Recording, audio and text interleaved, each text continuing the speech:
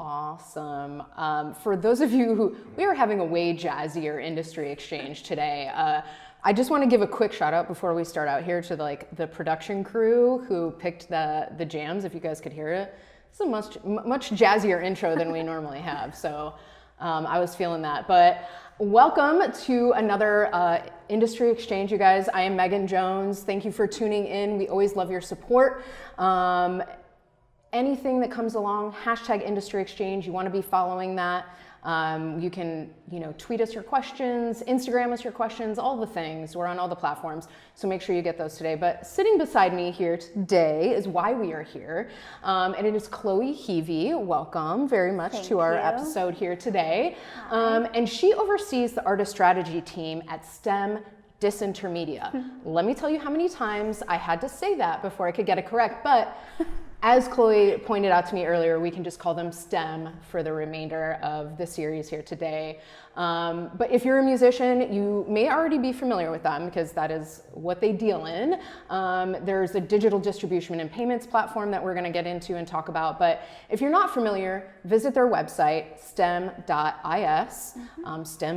stem.is, to find out more. And of course, follow them on Instagram, and that's just @STEM, right? Yeah, I don't know how we got that. Yeah, I was a little confused. Honestly, I was like, what, is that a typo? And then I looked it up, I'm like, oh no. That was a dub for sure. Yeah, that was like winning. So anyhow, yeah, thank you so much for being here. I'm super stoked to get into it with you. But if you want to, which I know you do, provide us with a little bit, more information on just kind of like your background info. Sure. And then we'll talk about a little bit, the company. Totally. So my background at a high level, I, like you said, manage the artist strategy and operations team at STEM. And strategy and operations means a whole bunch of things at different companies. At STEM, strategy primarily refers to deciding who we let onto the platform. And then once those people are on the platform, what their experience looks like, what programs they have access to, if they have an account manager, just what it feels like to be a STEM user. Okay. Additionally, it's working on essentially anything that provides additional help or resources to our artists that we don't necessarily provide. So it's connecting, let's say, a user that really wants to, launch a new campaign where they don't have the right PR resources. My job is to have a rolling Rolodex of third-party services and make those connections. The operations side of what I do is really rolling out processes across our client-facing team and making sure that internally everything is operating smoothly so that we're able to provide clients the best service possible. So that's my role. My background is I went to USC for music industry, and I did primarily A&R in college, and that experience was great, but I always was working for men. And upon graduation, I really wanted to experience somewhere where I felt like the person would lift me up that I was working for. And right now I'm 23 years old in a manager position. I'm the youngest person at STEM with a leadership role, and that's largely in part to STEM having a female founder that actually could empathize and judge me based on my ability to work, not like my age or my gender. Right. So I'd say that's the background, and how I found STEM was through that search for a female founder, and honestly, at the time I was trying to release music of my own. Yeah. Cool. So you're a musician. I'm not. I said that misleadingly. Okay, y'all, but I just want to, a little bit, she told us she wanted to be Britney Spears. That was the first thing she ever wanted to be. So I wouldn't doubt that you would have some sort of I sing really musical well in the inclination. shower. Yeah, me in the shower is basically I'm a great Beyonce. car singer, so I feel you. Okay, great. Okay, yeah. I was working with musicians and wanted to put their music out on their behalf. Cool. So I found STEM, and Milana, our CEO, was like, you should just come work here. Like, yes. It's like, okay, that sounds great, thank you. I love that. I love women uplifting women. That is amazing. So STEM, why I decided to join other than Milana, is basically they're a digital distribution and payment solution for independent artists that focus primarily on visualizing data to anyone that's collaborated on a project, as well as paying out each individual collaborator. So STEM was the first distribution solution that paid out collaborators monthly. So prior to STEM, let's say you and I made an album together and I uploaded it. You have to rely on me for the rest of your life for me to pay you your splits. Right. Manually. And let's say I'm a new artist, I can't have a business manager. I can't afford to have an accountant. Yeah. So I was manually looking at spreadsheets to Venmo you. Yeah. Before Venmo, writing checks. That sounds horrible. It was terrible. Yeah. And so people just didn't get paid, and they didn't know, there was no accountability. Yeah. Because even if I was paying you, you didn't have a dashboard to say. I wouldn't know if that was right. Exactly. Or, yeah. Yes. So STEM really wanted to sort of equal the playing field. Yeah. Whether you were like the primary artist or a contributor, making sure that anyone a part of the process was able to get paid and know what was going on with their music. That's awesome. So, I mean, obviously, okay, that's how it benefits independent artists because they're kind of starting out like you said, it takes a lot to like you're putting your heart and soul into everything. You're not making any money. You're working like 2 or 3 jobs to try and just like pay bills. Like, yeah, you certainly don't have the income to be able to pay this whole team of people. So that's amazing that program exists. So let's talk about how, artists would benefit from these services. How does that kind of correlate to? Sure. So artists benefit from STEM basically like by one, having a party that's uploading their music on behalf of them to all of the services. You can upload directly to Spotify and YouTube yourself, but the benefit of STEM is we have 12 different platforms. We're distributing to all those platforms, making sure that the metadata is correct, that there's a human eye, verifying that all your information is correct, that your splits are in. We deliver it to the platforms, and then we're collecting income from all the platforms as well as data and visualizing it in one place. You can benefit from that because then, as opposed to looking at multiple different places to get your data, it's all aggregated in the same spot. So business decisions can become a bit easier or faster. Yeah. But honestly, the biggest help is really on the payment side. Yeah. You don't have to worry about paying out your collaborators anymore. And many people have gotten extremely innovative with the splits, so paying PR people through splits. Oh. So if they can't necessarily afford to pay a manager, a PR person, radio up front, but they know that they're gonna make money, Yeah. they'll give the PR person 5% of the sound recording. Okay. That's until they're interesting. paid back. So I take it that's kind of like the pros of using, a third party like STEM instead of submitting directly to Spotify or YouTube. It's like more transparency. You're seeing where everything is going, and kind of sounds like y'all are doing a little bit of the legwork that, instead of like, God, I can think of like, I have a podcast and like, yes, you're just uploading it to one place for the RSS feed, but you got to like, okay, did it go here? Did it go here? I've got to check in on multiple different accounts all the time. Exactly. It's sort of having a unified dashboard where everything exists, as well as a human on the other side. Yeah. Let's say you're not well versed with Deezer or Amazon. Having someone that you can ask those questions to and ask like, is my Deezer profile set up? Yeah. How do I add images? For walking you through that process. And you said that there's you have a person, like. Yes. Okay, that's cool. Like, that's not something I think that, I don't think I could just like call up Spotify and be like, help, like. Totally. We do primarily email service, but I do think that makes us a little bit different than other DIY distribution options, because there's many out there that are great in their own regard. We've put a lot of time and investment into building out a pretty robust account management and support staff. Yeah. So that when you do have a question, someone's getting back to you within at least 48 hours. Yeah. Yeah, I would think just dealing with so many potential platforms that, that might be a little. Okay, so walk us through the submission process. How long does that take? I'm a musician.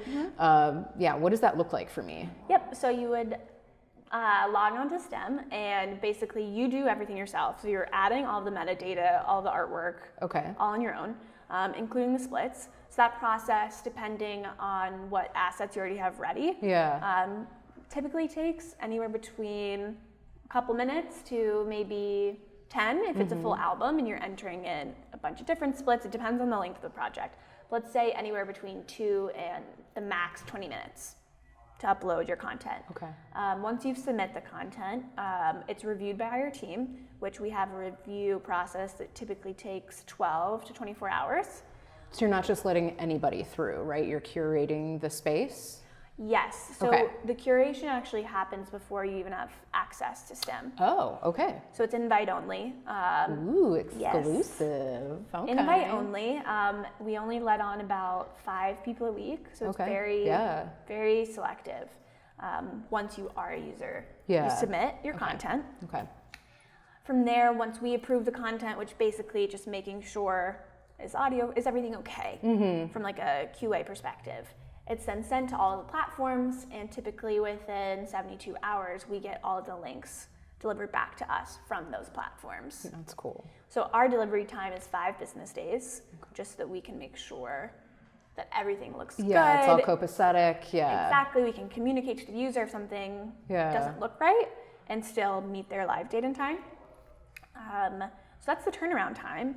If you want to be considered for editorial placement across Spotify, Apple, Deezer, Amazon, the lead time is longer. Okay. So for that, you're looking at least 3 weeks ahead of your live date. You'd have to begin the upload process, which we could talk about that as well. Yeah, so just can you clarify for people who aren't familiar with editorial, like what that means for them, like that next extra layer? Yes, so when I say editorial pitching or placement, it's referring to playlist placement. So all of the major playlists at Spotify, Apple, Amazon, YouTube. Your fresh finds, good things, Those are editorial selections.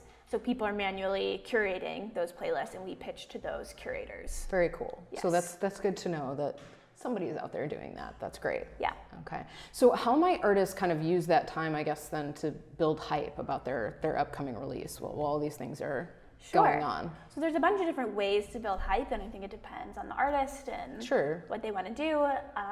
Something that we do with our artists is creating pre-save links, which we've seen to be really popular, and just get, the fans excited about already having the music. So that's like you're saying, like, oh, hey, it's going to be like a pre-sale, like, they're buying into it like before, and then once the date drops, it's like, oh, I already have access on the first one. Exactly. Yeah. Okay. And it also gives the artist a look into how their first day performance might be.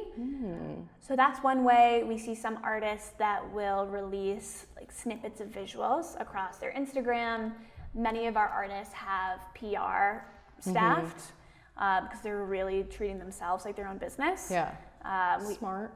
Yes. Smart. So I think a pre-campaign before the release is very common for the artists that we work with as well. Yeah. But beyond that, I think it's just like personally engaging with your fan base. Yeah, making sure you're like kind of saturating all your platforms with different types of content across the board, right? And just letting people know that it's coming. There's so much music that's coming out that you have to sort of shout. And you have to get through the noise somehow. Exactly. Yeah, there's definitely a lot of that out there. So how can, like, what do you, speaking of that, and I think that kind of lends itself to like, how is your branding on point? Is your social media tight? Things like that. How can artists increase the odds of getting onto Spotify playlists or getting, on the front page of iTunes or like, a recommended song or artist? Okay. Loaded question, because there's many different ways. A lot of things, guys. I would say first and foremost with honesty, what helps is having an experienced manager that's been in the industry for a while. I think it's as a truly independent artist without a proper team behind you, if you're not treating yourself like a business, it's very difficult to get in those playlists because nepotism is not the right word, but there is so much music that every connection helps. So if your manager, someone on your team has had experience with one of the editors, just so they're at least aware or give your music a second glance, starting there is a huge leg ahead. Yeah. If you don't have that and you're truly independent, like you said, branding being on point, the way I communicate to sort of up and coming artists and how they should think about themselves is consider the curators. They're not just making a playlist, but they see themselves as a journalist. They want to break new acts and they want to be a part of an artist's story. So they're looking not to invest just in singles, but they want to know that you have content coming. Yeah. And they like all your content. So it's submitting, let's give Spotify for example. If you can submit an album ahead of time in their portal, even if it's not going to come out for a while, the curator, when you're pitching a first single, then has more content to look at to get a full picture. Additionally, when you talk about having like the cover of a playlist, I always encourage artists to think about, okay, who got on that cover and why within that genre was the artist put on the cover? They're a brand. Yeah. And it's so much more than the music. The music has to be good, but you within this space need to be a new story. Yeah. Something that's never been done. I see a lot of submissions of like, oh, a singer-songwriter from Missouri. Oh my God, I was going to say Kansas City. There we go. Oh my goodness. Which, that's fine, but there's been so many singer-songwriters. What about your version of singer-songwriter makes you so engaging that someone would put you on the cover? So that's how I kind of communicate to artists. If it's so much more than the music, it's what's your personal narrative and why is that fantastic within the music space? And if it's not fantastic, how can you hone in on what that narrative is so that you know it's different? Yeah, I kind of like, you know, in the PR space, it's kind of like what's your elevator pitch, right? Like what are you telling me? What's your story? What are the like, you know, A, B, C? Like I need to know very quickly, and if I can't tell that from either you just telling me or from like a visual, then like, you know, kind of on to the next. So you guys you need to like own it and be you. Be you. Yes, definitely. So if the dream is to make a living off of music, which them's the dreams for some, then we need to touch on the topic of money. So how do streaming services pay artists? Like, and how often? How does that work? What's that like? It depends on the service, but it's typically net 30 or net 60, meaning they'll pay every 30 days or every 60 days. Okay. Most platforms do not pay directly to the artist, and that's where a company like Stem comes in. You have to be a distributor, a certified distributor, to be able to collect those royalties and then pay them out. In terms of payment, I mean, it's pennies per play, or fractions of a penny, I should say. Ooh. Actually. That's complicated. I did not do well in math, so this is where STEM would come in handy for me. Yeah. Yes, it's fractions of a penny per stream. Okay. And then they'll just pay in bulk. So they'll pay off of ad-supported, like the free tiers, and then premium. And those are two different payments. Okay. And are you getting, I guess, more for one than the other because? You'll make more money from a premium stream than you will from an ad-supported stream. Okay. And this is just my own personal, like, is that the difference? Am I the musician choosing whether it's premium or? Unfortunately, no. Okay. You can decide which platforms you'd like the content to be on, but you can't decide what the user pays. Okay. So for example, I see. That's if I have a. Yes. If I have a paid Spotify account or whatever. Yes. So if you have a paid Spotify account, you're paying artists more than if you were just a freemium user. Good. I pay for that because like I love my music and like you should get a cut of it. Get all the skips. Yeah. Yes. Well, that's good to know because when the money kind of end of things can get a little sticky. So, what other or I guess how can artists use those analytics for their benefit? Like, let's talk about the analytics because that's a really great tool for them to like sell themselves, right? Totally. I think the majority of analytics that artists have availability to now aren't hyper specific. Okay. It's made mostly like age, location, and gender demographics. The most practical application that I've seen is routing tours. Oh. So becoming aware of where your highest streams are coming from globally. And right now Spotify and Apple get that down to the city level. That's cool. So, I mean, I've met an artist that their largest following is in Thailand, and they've never been to Thailand. What? And so they decided to go on an Asian tour as opposed to an American tour, and are doing great. So, I mean, Asia always has it on lock, the first people before like anybody else, I feel like. So he'll blow up here. So I think that helps. Yeah. Oh, sorry. We're getting questions from the audience. This happens from time to time. I'm just not paying attention. So does the question, thank you guys for sending this in. Does STEM only collect revenue for masters or for publishing revenue on streams too? That person sounds like they know what they're talking about because it's a little complicated. So dive in.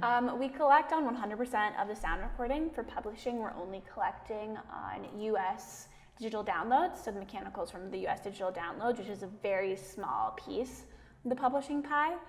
To collect everything else, you'd have to go through, if you're not published, like a song trust. If you are, your publisher would be responsible for collecting the rest of those incomes. Okay.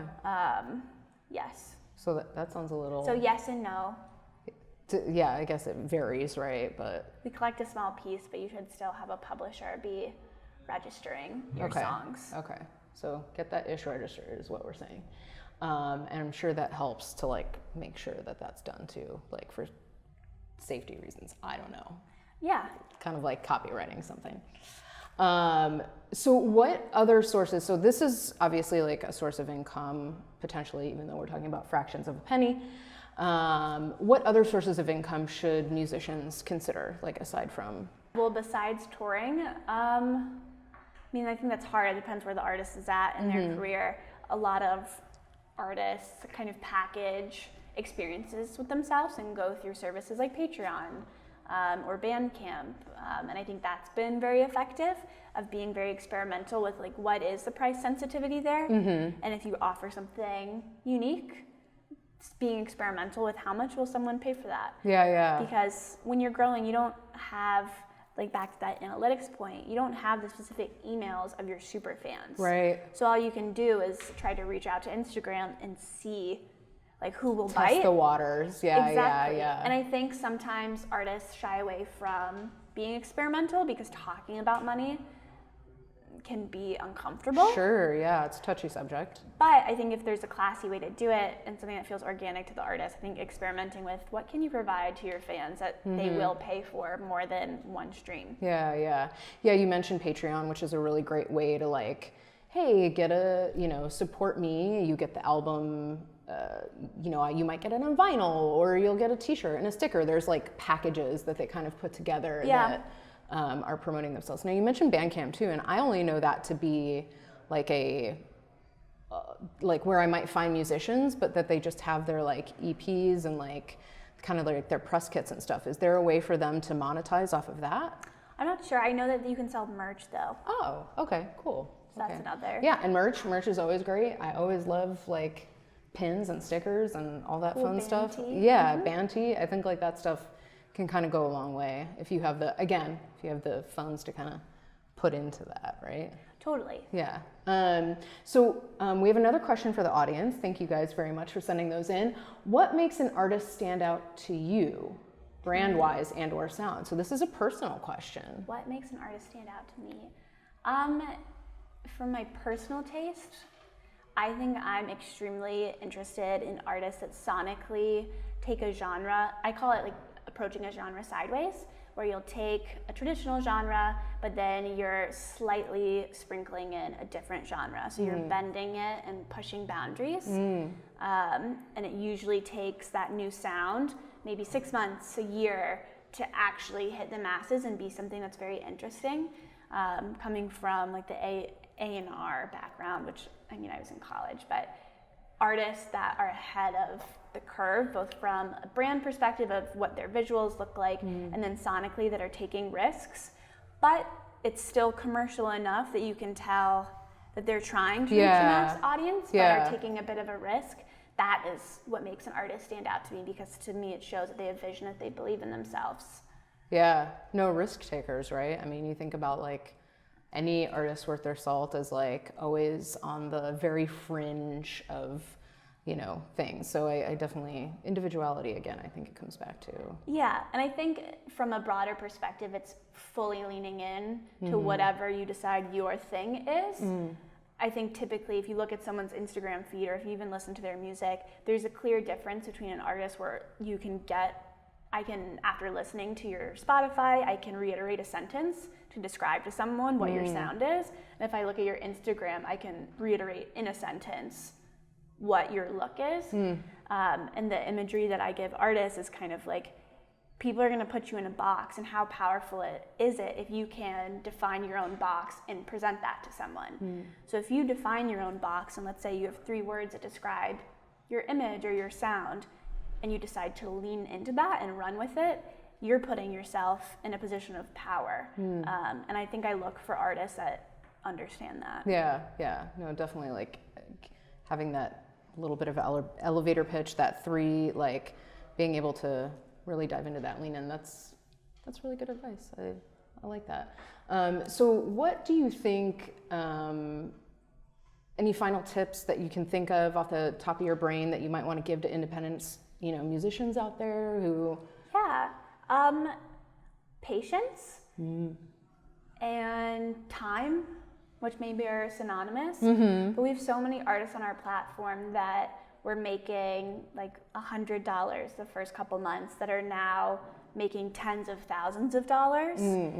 But it's been over a 3-year period. Yeah. Which is incredible to see, and almost like brings us to tears that they've been able to quit their day jobs. And we get so many of those tweets from like original artists on the platform, and just because they stuck in and they believed in themselves and kept doing it. And I think this business takes that kind of resilience. 100%.